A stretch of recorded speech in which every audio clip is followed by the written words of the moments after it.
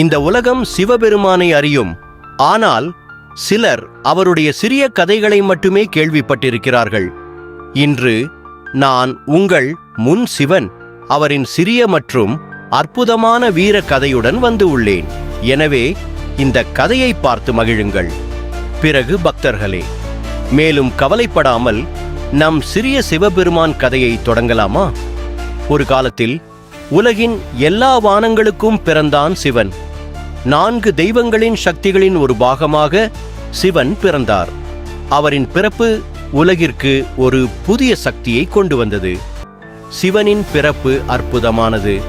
சிறந்த சக்தி கொண்ட இவர் உலகம் முழுவதும் தன்னுடைய பாதைகளை தோற்றுவித்தார். சிறிய வயதிலேயே அவர் பல்வேறு குணங்களை வெளிப்படுத்தத் தொடங்கினார்.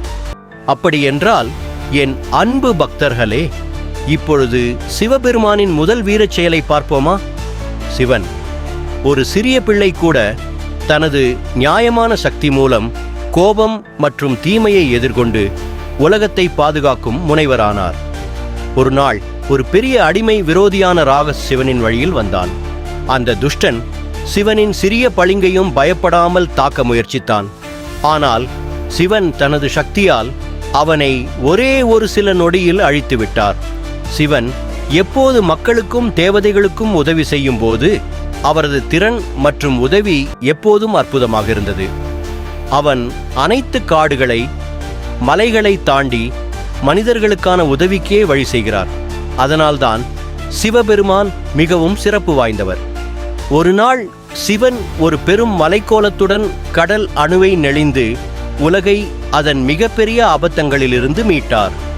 அப்போது அவன் தனது வலிமையை காட்டியதும் அனைவரும் பெரிதும் வியக்க நேர்ந்தது. சிவனின் சிறுமிக்கால வீரக்கிரைகள் அவரின் முழுமையான தெய்வீக சக்தியின் தொடக்கமாக இருந்தன. சிறிய வயதிலேயே இந்த சக்தி அனைத்தும் சிவனை உலகின் முதன்மை பாதாளத்தில் இருக்கச் செய்தது. இந்நேரத்தில் சிவன் தனது தெய்வீக சக்திகளை அறிந்து அவற்றை உலகத்தை பாதுகாக்கும் வழியாக பயன்படுத்த ஆரம்பித்தான். இப்பொழுது அந்த சின்ன சேனைகள் அவனுடைய சக்திக்கு ஒரு அடையாளமாக நிலைத்துள்ளன. இன்று சிவபெருமானின் சிறுவயது வீரக்கதைகளை கேட்கிறோம். அடுத்த எபிசோடில் சிவனை பின்பற்றுபவர்களுக்காக அவர் போராடுவதை பார்க்கப் போகிறோம்.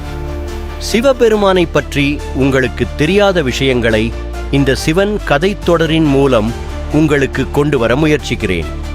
எங்களின் அடுத்த அத்தியாயத்துடன் நாளை மீண்டும் சந்திப்போம். ஓம் நமः சிவாய பக்தர்களே.